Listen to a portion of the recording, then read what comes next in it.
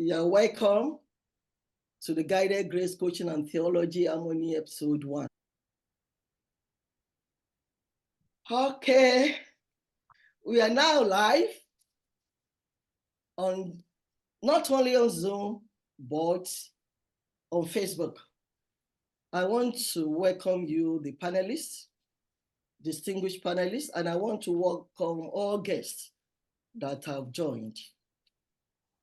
I want to start by introducing our distinguished panelists. You can see all of them.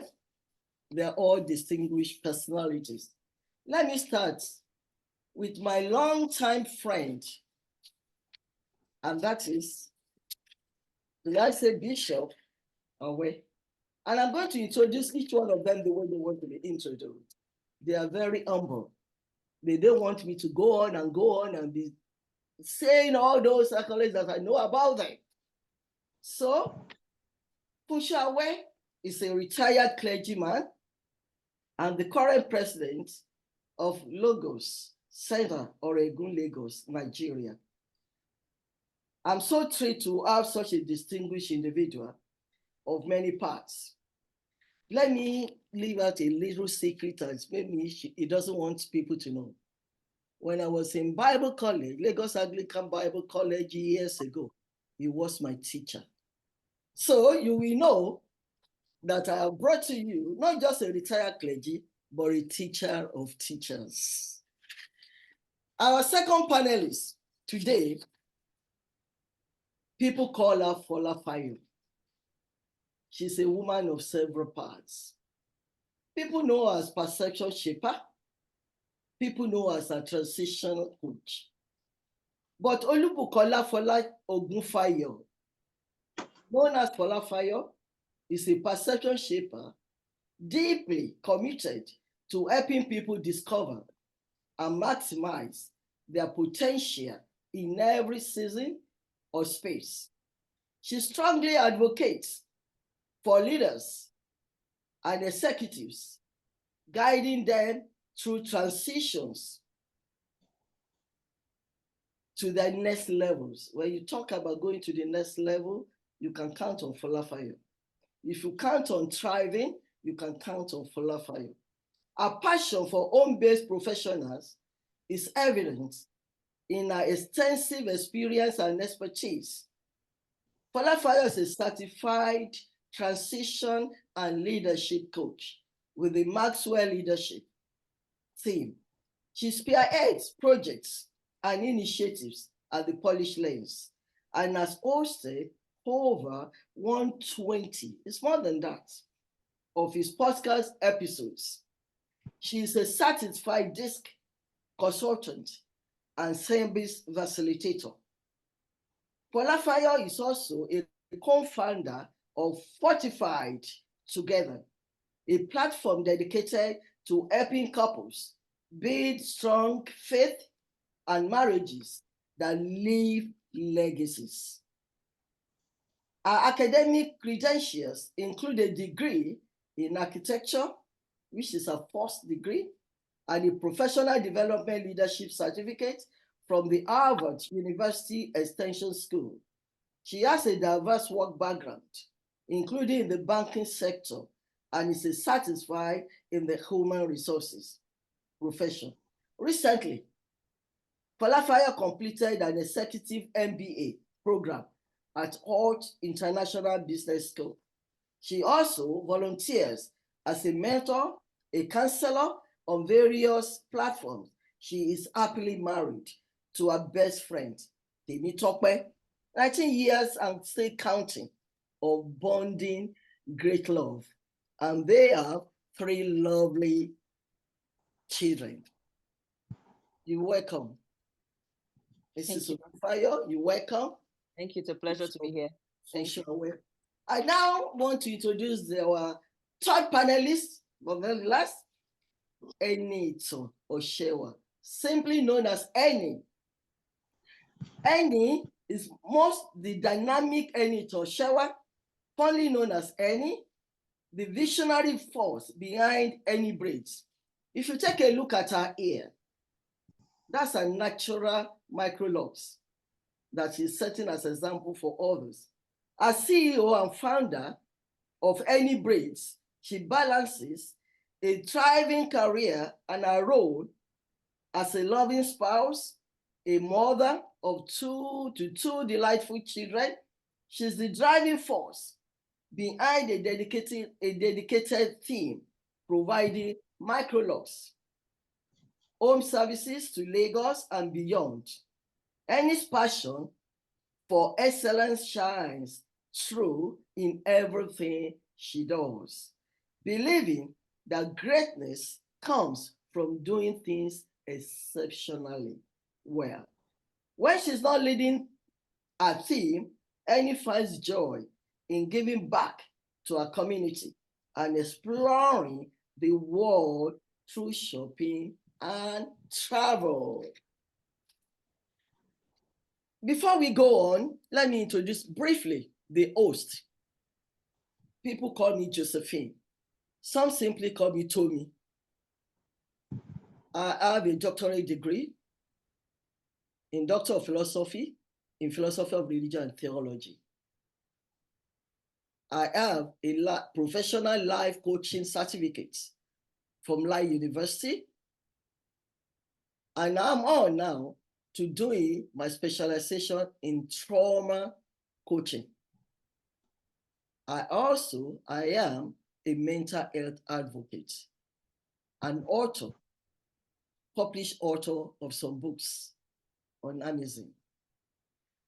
The topic today is foundations of fulfillment, nurturing body, mind, and spirit. Those of you who are guests or who wants to comment or have questions after, I want to employ everybody. Our panelists are going to have their say going through the 10 anchor points for this discussion. You can type in the chat box your question or your comment if you like, or you can hold on. When the panelists are done, there will be question and answer time. That's where you can make your comment. If you're on Zoom, you can use the raise hand emoji for us to call you. But if you're on Facebook, you can just indicate. You start by telling us your name and then you ask a question. If it's directed to a particular panelist, you let us know. But if it's a general question that anybody will answer, you still say that. But please wait until after the panelists are done with all the topics.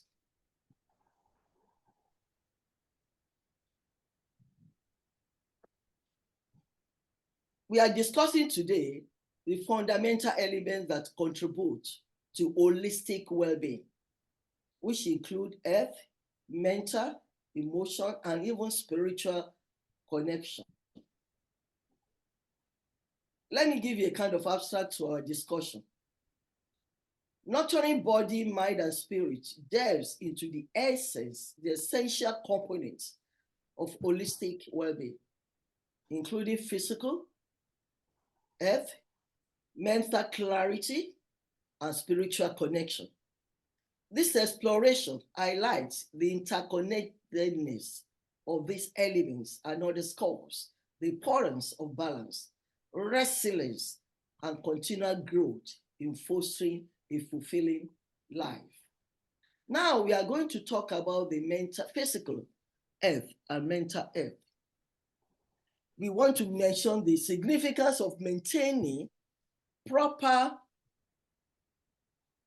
nutrition, a healthy body through proper nutrition, regular exercise, and sufficient rest, as well as role of mental, physical health in providing vitality and resilience to face life challenges. I know most of us like to exercise in one form or the other.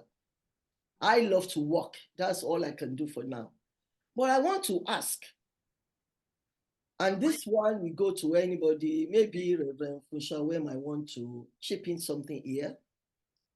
What is the importance of mental health, mental well-being, including mindfulness, meditation? I'm asking you, our retired clergy, because it's part of the thing you know as a spiritual person.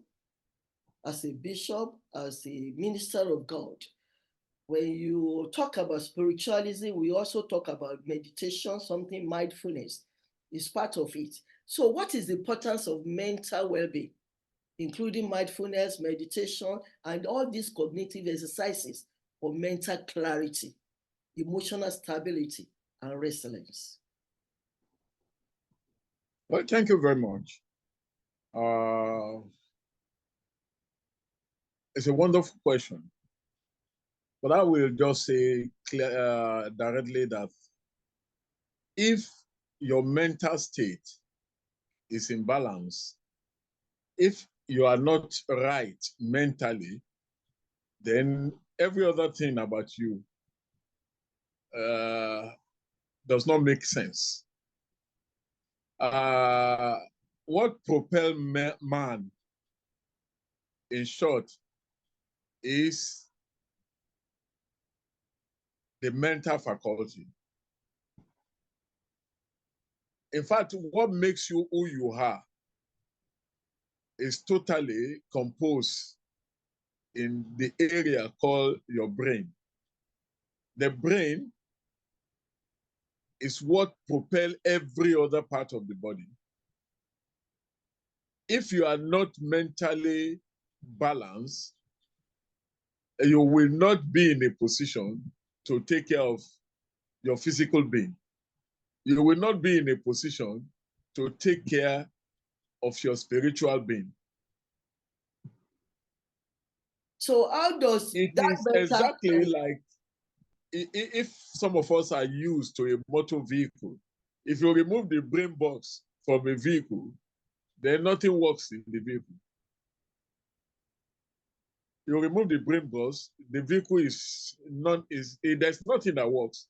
You can have a good tire, you can have a wonderful engine, but once you remove the brain box, the vehicle will not even start. And that's exactly what the human mentality is. Whatever we are talking about today, and the way every one of us is expressing themselves, and it's the totality of what we have in our mental being. And so it is an aspect of us that is needed to be well taken care of. So how does So mental that others clarity can now, function. please, how does mental clarity now enhance our focus? You have said it, our decision making and problem solving skills. Your mental clarity will enhance every other thing because, let me put it this way, once you are mentally balanced and you can think things through, you can see things the way they are, you can perceive situation, you can even predict the future, which you are balancing with the past and the present, then you are a complete being. Without that, and that is why presently a lot of people are not making success of a lot of things because they neglected their mental wellness. When you fall into a situation like depression, it's as a result of the fact that your mental health has a problem. Okay, thank you. Well, you are talking about me. For instance, in crisis or trauma effects, when we are talking about physical health, mental health, we like to talk about fear, flight, sometimes freeze. And it's important for our physical health and mental clarity. And then I'm still coming to you, please, Bishop Funshaw, because this is still true. When you talk about spiritual connection and integration of body, mind, and spirit, nobody knows it better than us because I want us to explore spiritual connection beyond the boundaries of just focusing on gratitude, compassion, purpose-driven living experiences. What is the spirituality in providing meaning and direct grounding for passion, purpose-driven living practices. I'm talking now about sense of interconnectedness with oneself, with the universe, and even with God. So what is the interconnectedness of these elements? How does nurturing one aspect influence the other one? What I'm asking you to tell us now is to discuss with us holistic approaches, simultaneously addressing, you have addressed physical and mental a lot. I now want you to address the spiritual aspects for comprehensive well-being. Well, spirituality is also something that is of utmost importance. Normally, when you're talking about spirituality, you bring the concept of God in. Or for people who will not toe the line of believing in the existence of a supreme being, they still want to know that there are some things in nature that they are not able to explain or that controls their physical existence, whether they like it or not. And you will discover that man cannot exist without looking at the fact that there is a past, there is a present, and there is a future. The past, probably you know very well. The present, you could look at yourself in relation with where you are. But the future is always an aspect where a lot of people will not be able to say that I have direct control about what takes place in future. But if you are a spiritual being, you have what we call in faith. That is, you believe that, well, no matter what you are doing, the future will be good for you. For a lot of people who lose hope in what the future holds for them,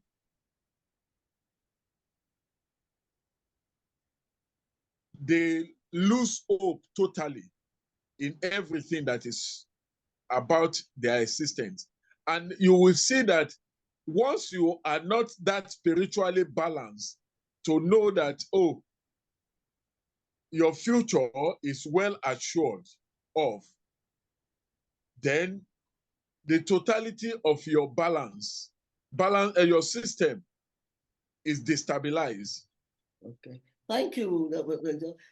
Thank you. I just say that if truly God creates us, yeah, which the Bible says for Christians, God created us in his image. We are in his likeness. We are creative beings like him. And when the Bible says we should fix our eyes on Jesus who knows all things, that is, Jesus' eyes are on us. So focusing on him too will give us a kind of spiritual balance in everything. And when you have that, I want to, so, yeah, it is fact. There's a spiritual connection and integration in our body, in our mind and spirit. So whatever affects either your body, affects your mind or your spirit, and the same people miss. The mind is not the brain, but at least they work together, can affect your totality, your holistic well-being. So this other question, I think I'll be going to Annie to look at it. We are talking about self-awareness. We are talking about personal growth now. We are talking about community and support systems. Let's discuss the importance of self-awareness in recognizing individual needs and cultivating personal growth, encouraging self-reflection, journaling, and seeking feedback to deepen understanding and promote continuous development. I might ask Falafayo too to chip in something here, is one. So what I want to ask is that what is the role of supportive relationship of community involvement and social connections in fostering fulfillment. Why is it so important for us to surround ourselves with positive influences and seeking support during challenging times? Thank you very much, and thank you for having me here. I think the role of supportive relationships and even community involvement is huge when it comes to a sense of fulfillment. One of which is emotional support. Supportive relationships provide a sense of belonging and emotional support during both good times and challenging moments. Having people who listen to you, who empathize with you, who understand you, are there for you in good times and in bad times, it enhances or promotes this overall well-being and sense of fulfillment. Another one is sense of purpose, community involvement, things like volunteering, your time, or giving back to the community gives you a bigger purpose than just you. When you help other people, you have this sense of fulfillment that makes you happy, making other people happy. So I think this is a way to also help enhance your fulfillment in life, because you are actually making an impact one way or the other. So these are two ways, having that emotional support and also having a sense of purpose are two ways that, being connected to the community helps your own personal growth. Thank you, Annie, because basically I want to chip in that this helps us to build up our resilience.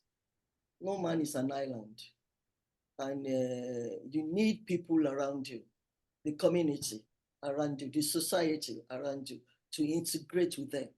We all need their support system to maintain our mental clarity. You need their support system to even maintain our spiritual health. If not, most people will be suicidal.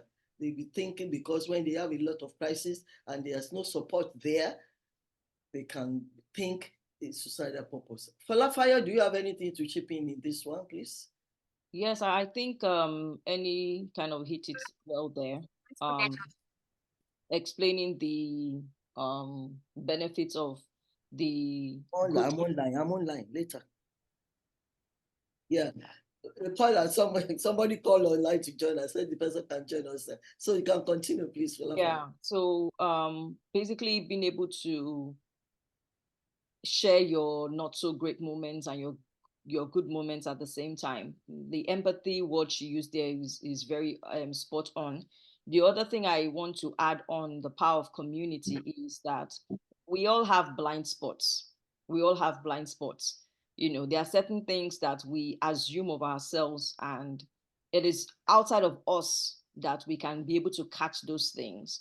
It's like when you're driving, every other person outside of you sees that car, where you don't see it, right? And they can point it out to you. You have to be intentional to maybe look into it.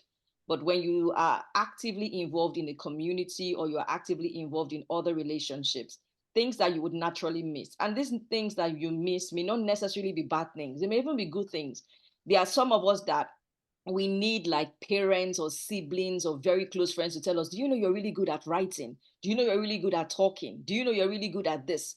We need that person reinforcing for us those things that we have taken for granted. And same thing with the things that we don't do so great. Sometimes some of us will feel like, oh, the way you're talking is slow, but meanwhile other people will tell you you talk too fast, or you would think that you're talking calmly, but people will be telling you whenever you talk you sound like you are fighting, something like that. We need to be in that space where we're surrounded by people who will really be able to give us that kind of feedback, so we can't really get the best of what we can in life or of ourselves if we are not embracing what we can get from supportive relationships and systems. So I'm very much in alignment on that. Thank you, Falafaya. I want you to look at what I'm sharing now. You see that light bulb? You see how it shines? That's our community and support system is in our life. When it becomes dark and there is no light, you can't see where you go. You can stumble. But when you have light around you, definitely you can see clearly. So that's what community and self-support do for people. Now let's talk about lifelong learning and exploration. taking it along with balance and harmony. We all know that a mindset of curiosity, learning, and exploration to continuously expand one's knowledge, skills, and experiences. Now, I want us to emphasize the role of new challenges and growth opportunities in promoting personal fulfillment and a sense of purpose. Falafaya, do you want to say something about this? Yeah, thank you. So for me, I feel like one of the things that we need to look out for when we are, approaching a lot of things in life is the opportunity to grow. I think a lot of times we don't really look into this as a blessing or as a privilege, and we could be missing out. I think for me, even as a coach today, I didn't really understand the concept of personal growth until years later. I used to like reading as a person, and I loved reading anything that was interesting, motivational fiction, things like that. But it was with time that I realized that it was pivotal to my expression. So, what personal growth does for you, or lifelong learning does for you, is that you are continually in the know of things that can help you be a better person, make better decisions, see differently. So, maybe before you used to see things black and white, right? But as you start to expand your mind and expose yourself to learning, and the great thing about life today is that we have different ways of learning. You can learn on different social media platforms. Some people just love TikTok, some people like Instagram, some people is YouTube that they go to. But whichever platform you can engage in, I know a lot of people are very anti-social media, but my own challenge for anyone today is take whichever one we allow you to learn. But you must be in the state of learning all the time, because if you're not intentional about that, the truth is you're not going to have a widened and stretched capacity to be the best that you can be. Okay. And so lifelong learning is something we need to embrace, because it really helps you to make better decisions, and it helps you to definitely fulfill purpose better. Yeah. Now, can somebody discuss the strategies for managing priorities? I mean, setting boundaries and cultivating a lifestyle that aligns with individual values and goals. Anyone, the panelists, anybody? You want to talk on, I'm fine to go on that too. So on managing priorities, I think for a lot of us, we kind of have an idea of the things that we know matter to us. But one thing I learned on managing priorities is you need to schedule them. So it's not about just identifying the priorities, you need to schedule them, because if you don't have your priorities scheduled, then things that are not priority will still keep up on you. So if, for example, we've talked now about lifelong learning, you now decide that lifelong learning is now a priority for you, you must have it on schedule for you to be able to manage it. And that's one thing. You also need to identify these priorities ahead, because usually in our day-to-day, we'll be faced with crossroad opportunities to decide, do I do this now or do I shelve it till later? But if you've not identified that that thing is a priority before you get to the crossroad, then you're likely to take a longer time deciding that you need to do that. So I would say identify your priorities way ahead, but make sure you schedule them. And then in scheduling as well, it's not just for you to say, oh, I will do it once a week. I will do it twice a week. I learned this from my husband, actually, because he's an executive in the corporate space. And I learned from him then when he would used to tell me, so do you have the things you need to do? That was years ago, though. And I've learned and I've imbibed that today. And I was like, oh, yes, I know what I'm going to do today. But he's like, do you have it time blocked? So you need to know that this priority is going to be from 9 to 10:30. You have to have it in time block. So it's not just about saying, I will do it in the morning. It has to have a time block. And that's why it's easy for you when people are trying to make a demand on your time to say, oh, I'm available, but I'm not available at this time, because you're building a boundary around that priority. Okay, I just want to chip in something here. When we talk about cultivating a lifestyle that aligns with individual values and goals, embrace your vulnerability, embrace yourself and yourself. Be authentic, be original. You don't need to copy anybody. You are uniquely made. And then cultivating your personal lifestyle is very, very important to your holistic well-being. Now, this is the last one the panelists are talking on before we go to question and answer. Resilience and adaptability, and then continual reflection and adjustment. So I just want anybody to chip in into, there are setbacks, there are crises.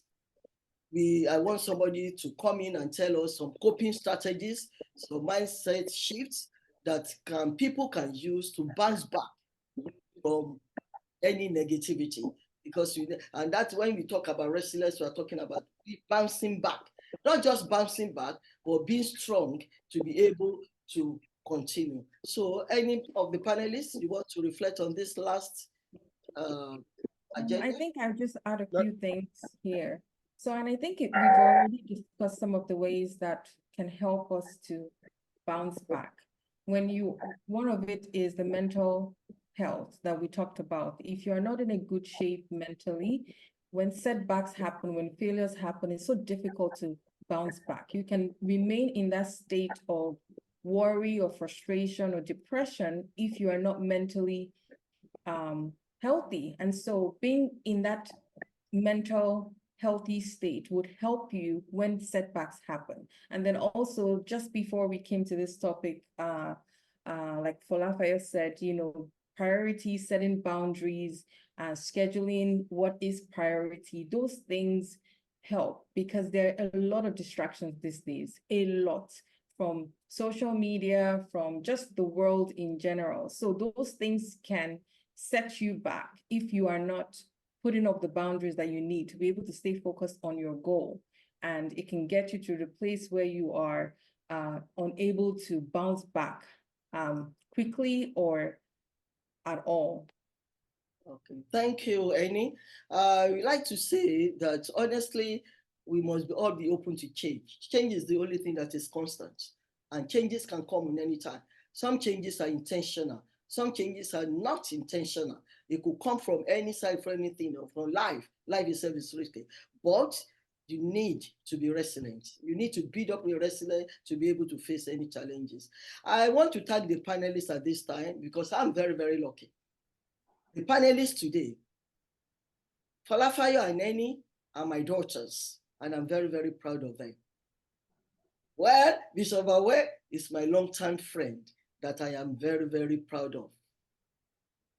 I want to thank all of you for coming to this on this first episode, because I know you are all busy. Honestly, you are all busy.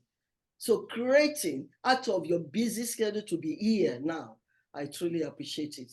This is the time for all those guests or those either Facebook or Zoom with us. If you have any comments or contributions or questions that we could answer, you could ask now, because our time is fast going. Apparently, we have about less than 5 minutes more to round off. Any question, please?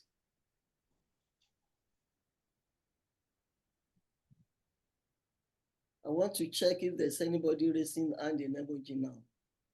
Okay, so if there are no comments or questions from anybody who is online, can any of the panelists round up for us by saying some other few things? Well, it's been a wonderful round of discussion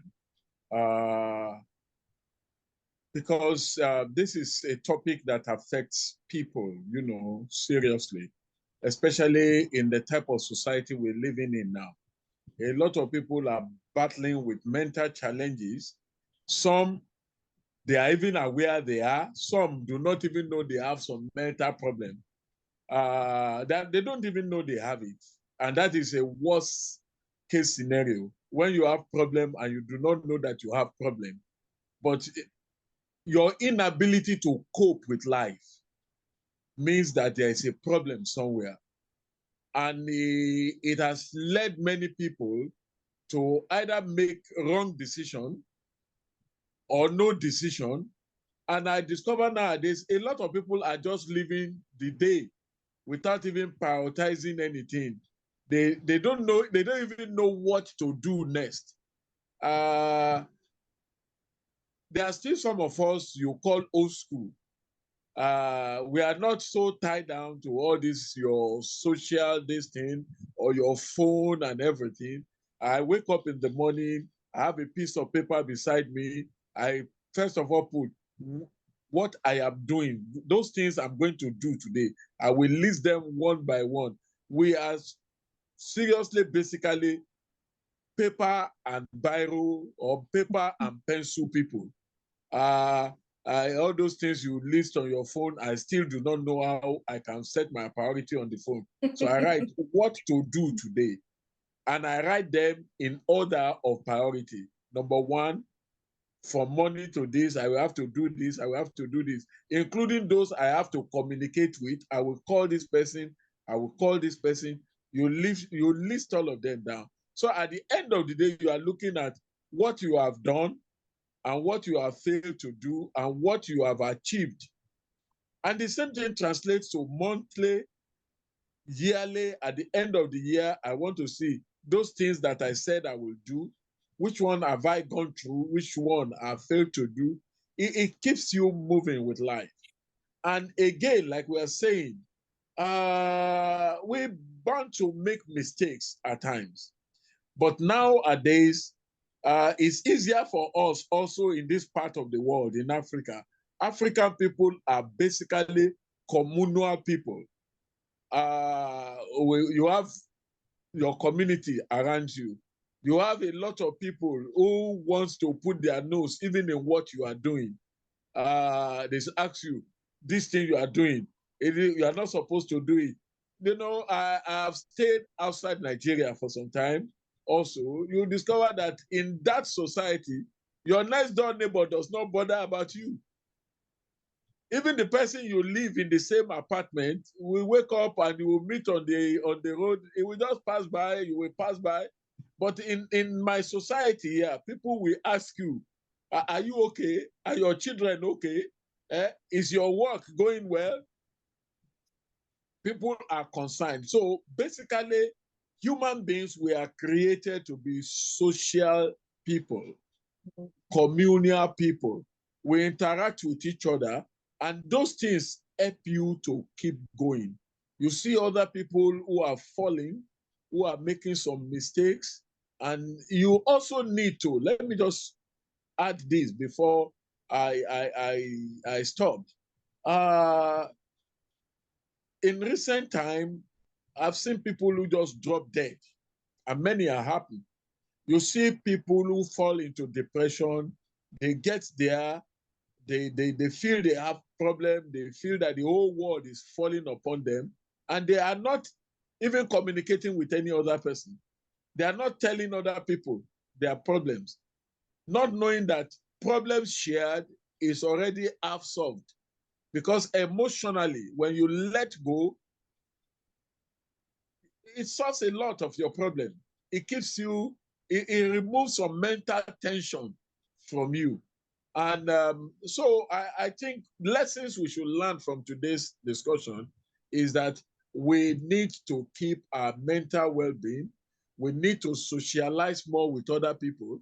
My son was saying, you keep staying in Nigeria. You don't want to go to any other part of the world because on Saturday, you will have to go to one party. You will see one friend whose daughter is getting married. I said, those are the things that keeps life going. My old schoolmate and everything, those are things that keep life going.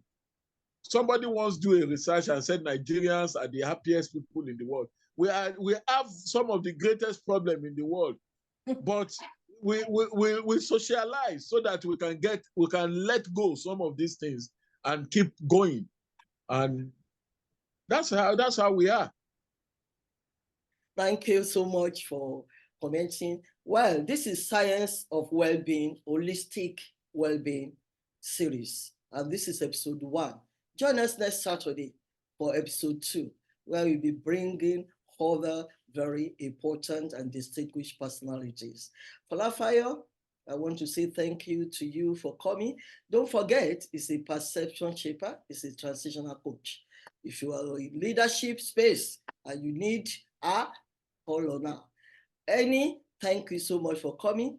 If you love our hairdo, go on any braids microlock. I can guarantee you your hair can be as beautiful as ours in microlocks. I'm looking for when she's coming to US to do my own into microlocks. I want to do microlocks as myself. So my longtime friend, you call yourself a retired clergy, but I want you to know that no clergy ever retires. As a minister of God, you will also be called here and there. to preach, to minister unto people. Thank you so much for joining me today.